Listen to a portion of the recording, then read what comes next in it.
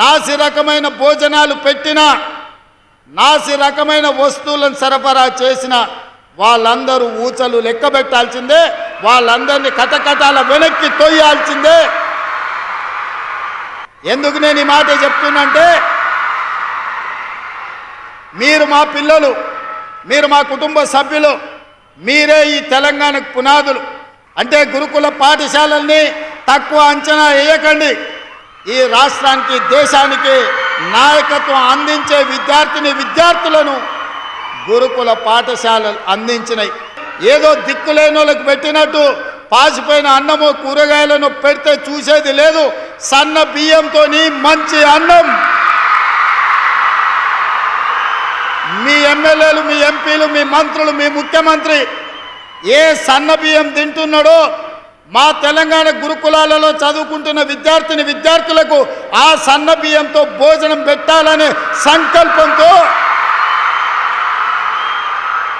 ఈరోజు తుమ్మల నాగేశ్వరరావు, ఉత్తమ్ కుమార్ రెడ్డి గారికి ఆదేశాలు ఇచ్చి సన్న వడ్లకు ఈరోజు బోనస్ ఇచ్చి కొనుగోలు చేస్తున్నాం. మా పిల్లలంటే తెలంగాణ ఆత్మగౌరవం. మా పిల్లలంటే ఈ దేశాన్ని నిర్మించే డాక్టర్లు, లాయర్లు, ఇంజనీర్లు. ఎప్పుడైనా గత ముఖ్యమంత్రిని మీరు చూసిండ్రా? ఎప్పుడైనా కలిసిండ్రా?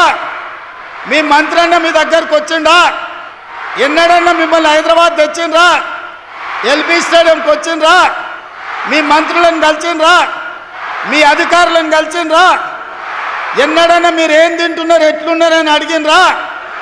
మీ రేవంత్ అన్నను డైరెక్ట్గా చెయ్యి కలిపి మీ అన్నగా మీరు కలిసిండ్రా లేదా?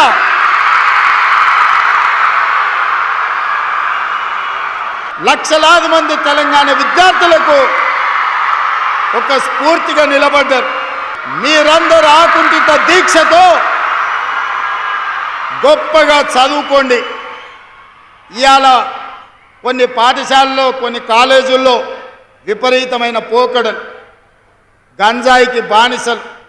ఈరోజు ఈ తెలంగాణ సమాజం వ్యసనాల వైపు వేగంగా పరిగెత్తుతున్నది.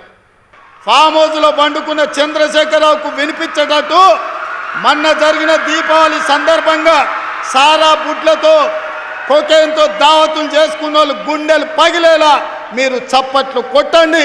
వ్యసన పరులకు మీరు సింహ స్వప్నం కావాలి.